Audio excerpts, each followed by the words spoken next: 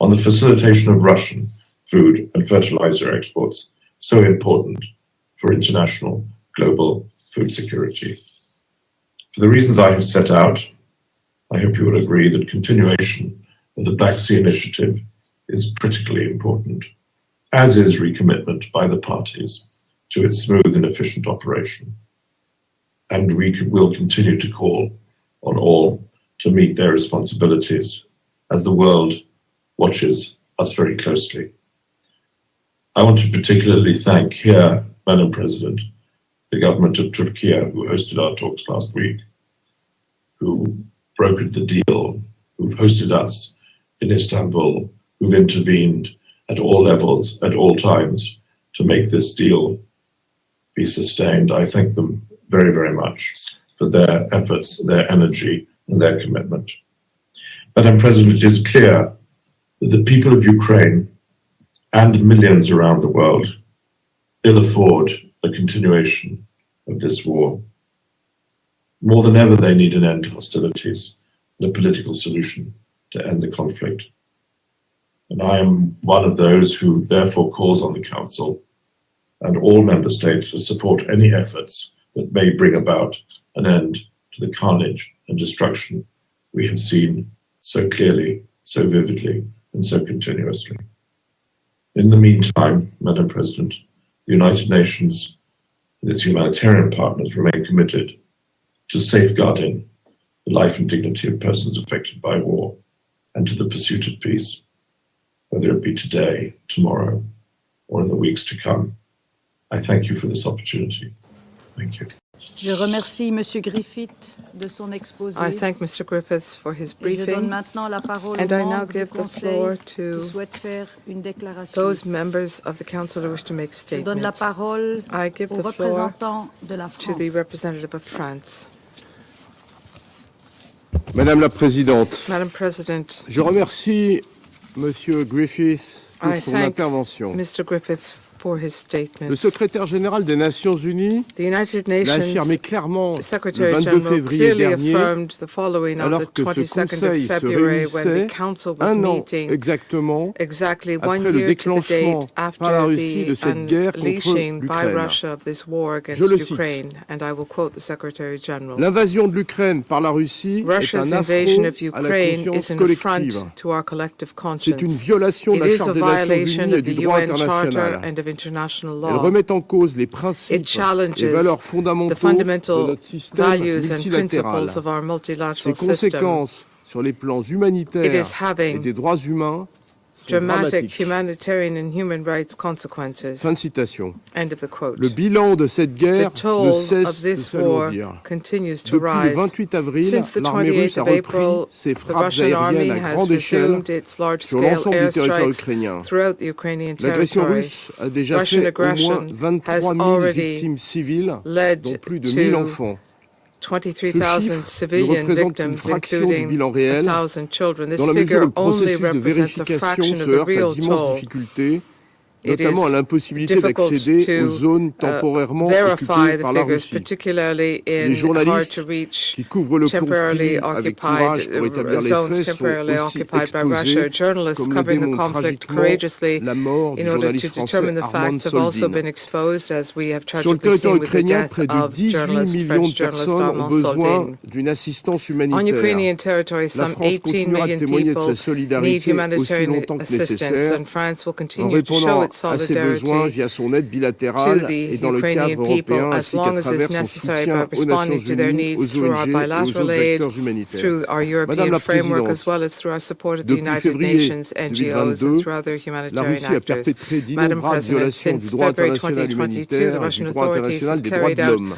countless violations of Certaines international sont humanitarian law and constitutives de international human crimes de rights guerre, law. voire de crimes These contre are l'humanité. tantamount to war Elle a crimes, pris even crimes against intentionnellement pour humanity. cible la It has population et les intentionally targeted the infrastructures civilian civiles. population and Les crimes infrastructure. perpétrés contre des These civils, les crimes tueries, les viols, les perpetrated attaques against délibérées contre des civilians, hôpitaux, killings, des écoles, des maternités, les déplacements rapes, forcés de deliberate population, attacks against les hospitals, schools, déportations et maternity transferts clinics forcés have d'enfants led ne to doivent pas rester forced impunis. displacements of La the lutte contre population, l'impunité and est indispensable deportations and forced car il n'y a transfers pas of de paix children durable sans cannot go justice.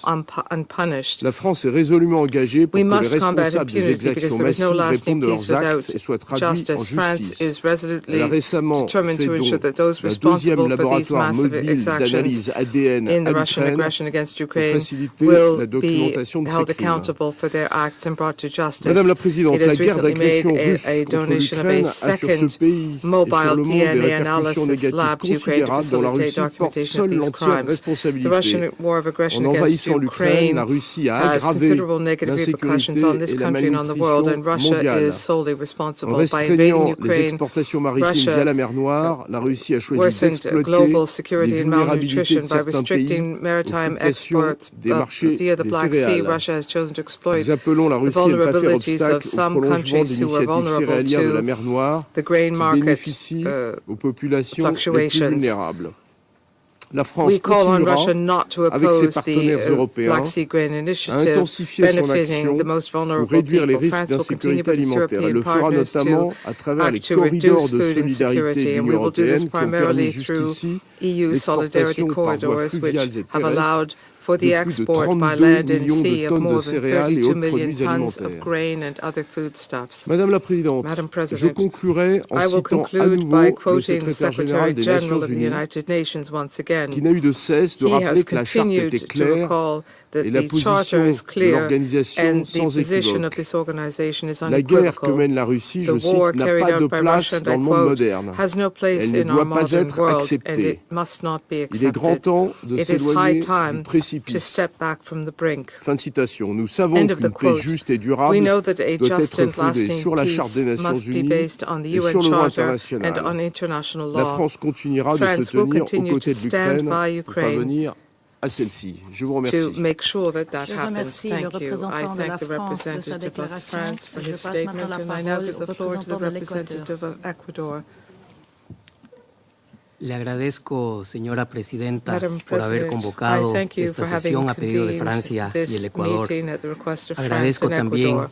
al I'm also secretario general grateful adjunto de to Asuntos Humanitarios y USG coordinador for del Humanitarian socorro de Affairs and emergencia, Emergency Relief señor Coordinator, Martin Griffiths, Mr. Martin por su Griffiths, for his exposición informativa. very enlightening briefing. Reitero además el Once again, reconocimiento I de mi reiterate delegación my por la delegation's valiosa recognition labor de OCHA en el of the terreno. valuable work Y done by asimismo OCHA on the reconozco ground, los and we also esfuerzos de ACNUR, recognize the el efforts of the CICR y las UNHCR, the organizaciones humanitarias ICRC, humanitarian en medio organizations de un as well, contexto who are de working máximo in riesgo. a very risky Llamamos environment, a la and Federación we Rusa call on the a Russian que facilite Federation los to accesos facilitate seguros en safe los territorios que access tiene control to temporal, the como territory ha temporarily mencionado under el its señor control, Griffith. as Mr. Con Griffiths una has mentioned. quincena With de some millones de 15 million personas en people situación de movilidad on the move entre refugiados y desplazados between internos, refugees and las internally condiciones displaced humanitarias persons, se the siguen humanitarian deteriorando conditions y continue las to necesidades deteriorate, crecen and the debido a la needs continue to continuación de las grow due hostilidades. to ongoing Esta hostilities. situación de This desplazamiento situation of displacement afecta principalmente primarily a las affects mujeres women y niñas, and girls. que son las más They are the expuestas a la ones who are violencia y most abusos, exposed to violence incluyendo and la abuse, violencia sexual. including sexual violence. Por otro lado,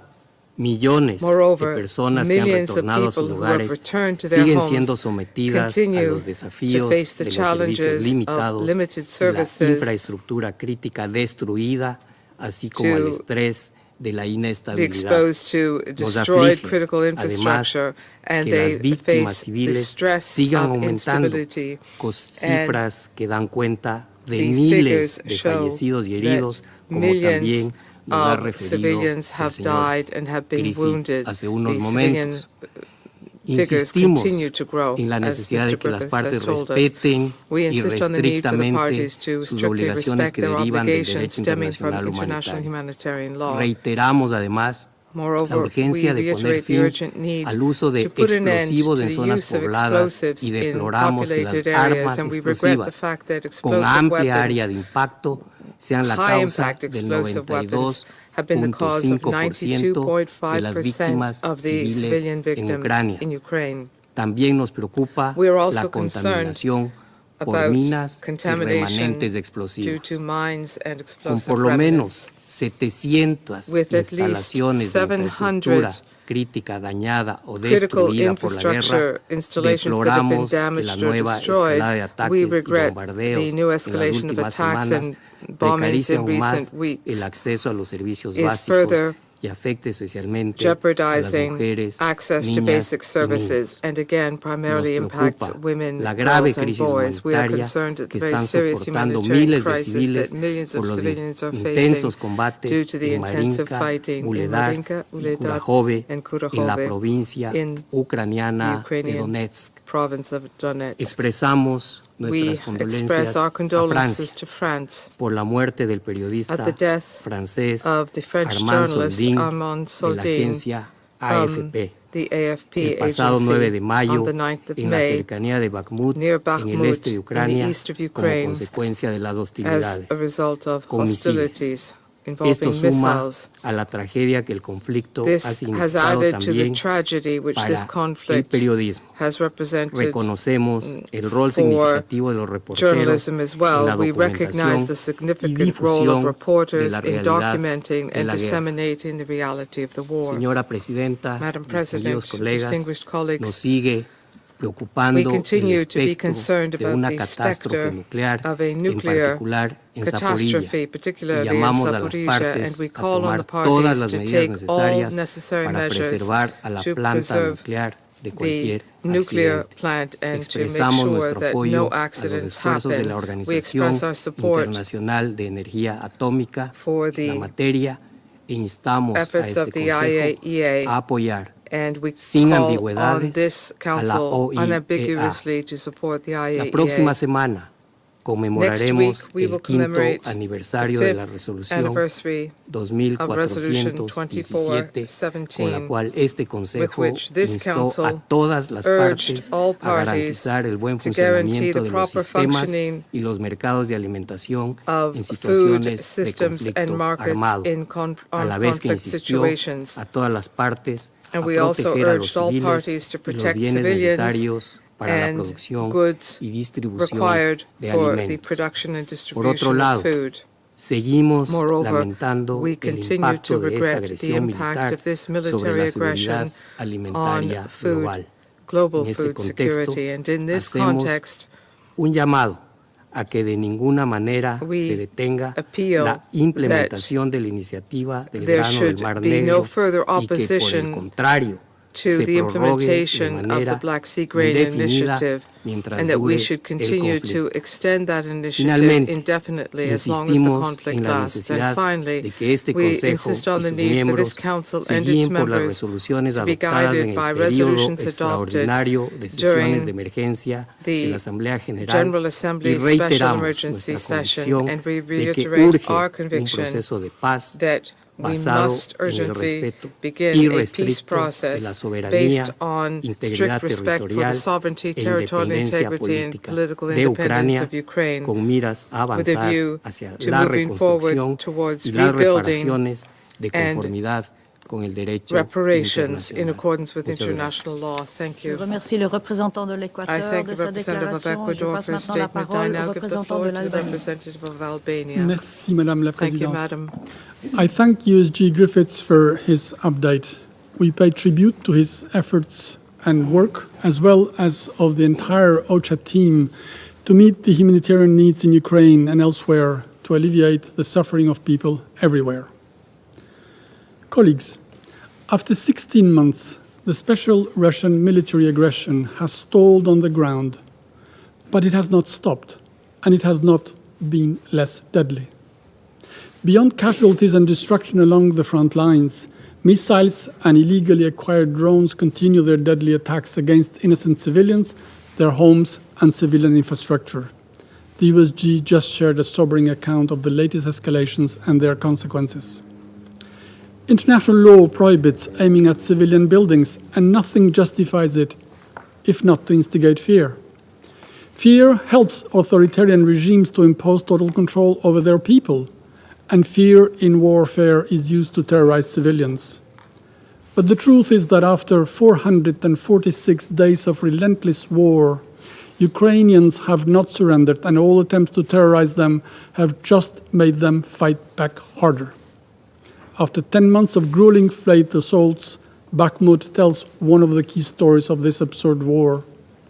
If Mariupol became the ugly face of this war and the symbol of brutality, Bakhmut, already a site of tragedy, will be known as the symbol of Ukrainian resistance.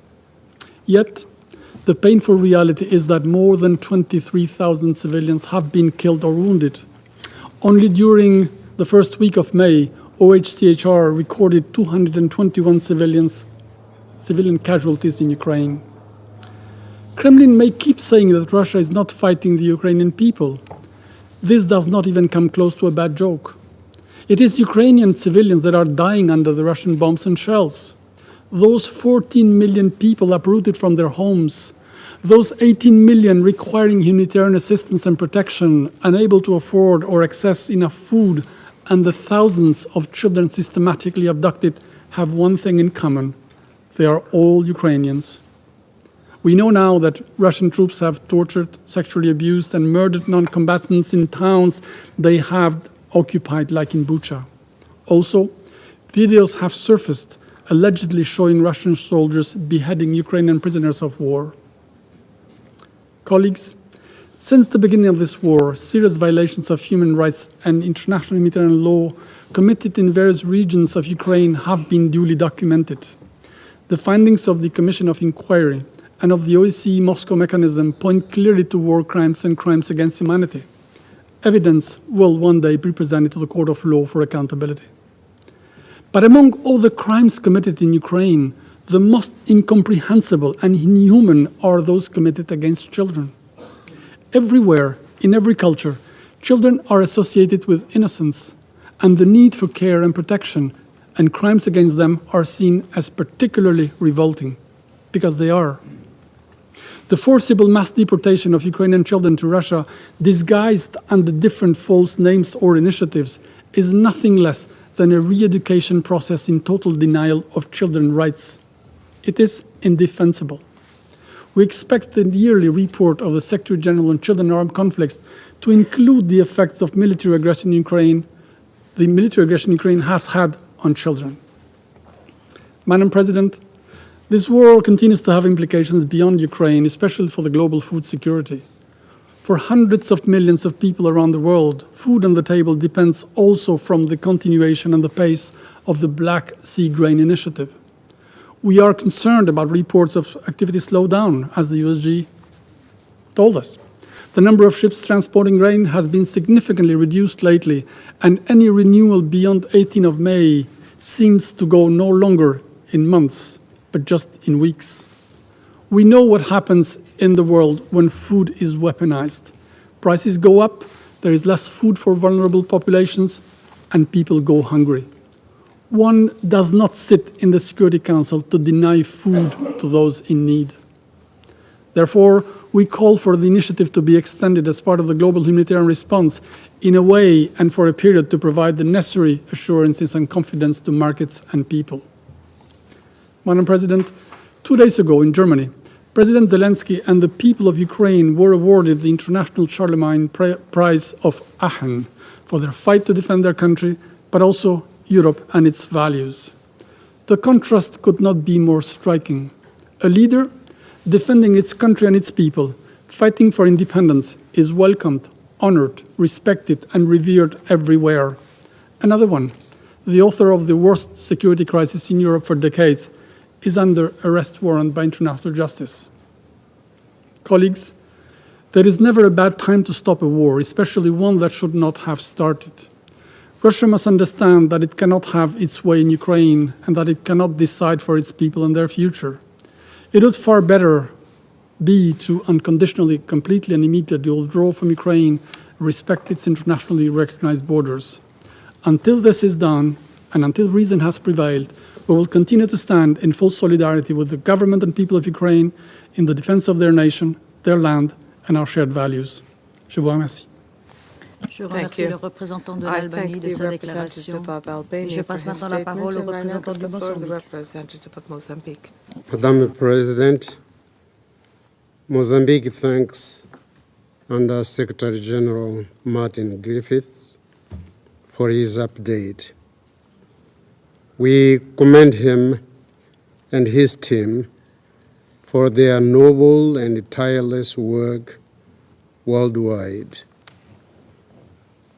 I wish to acknowledge the presence in this session of His Excellency the Permanent Representative of Ukraine. Madam President, according to the Global Humanitarian Overview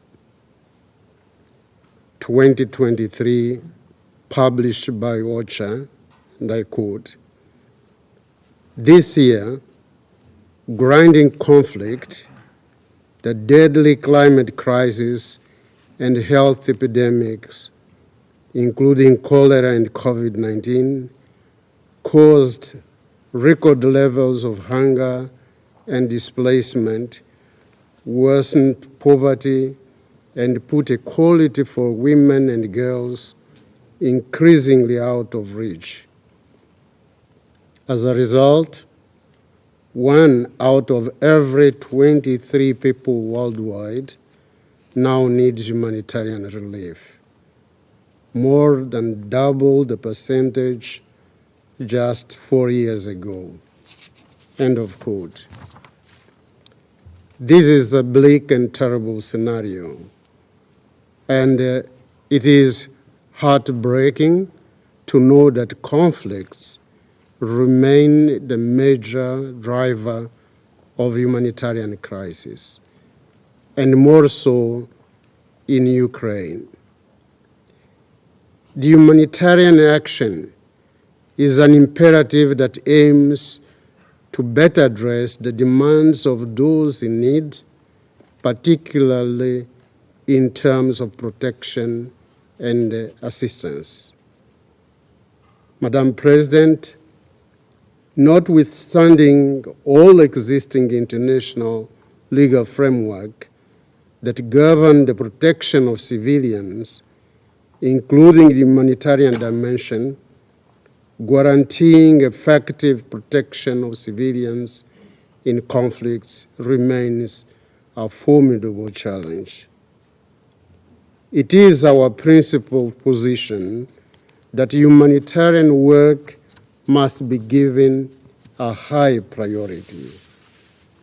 In this context, we call on the parties in Ukraine to take urgent measures that can allow for an environment conducive to conditions for aid distribution, safeguards of aid delivery, reconstruction, and fostering long-term peace and reconciliation in the country. We reiterate our urgent call for the belligerent parties to immediately return to direct negotiations conducted in good faith. We believe that peace initiatives put forward by a number of states, including member states of this Council, should be given a chance. Political settlement is the right way to address humanitarian problems. In this context, we agree with the ECG Griffiths that the Black Sea Grain Initiative is critically important.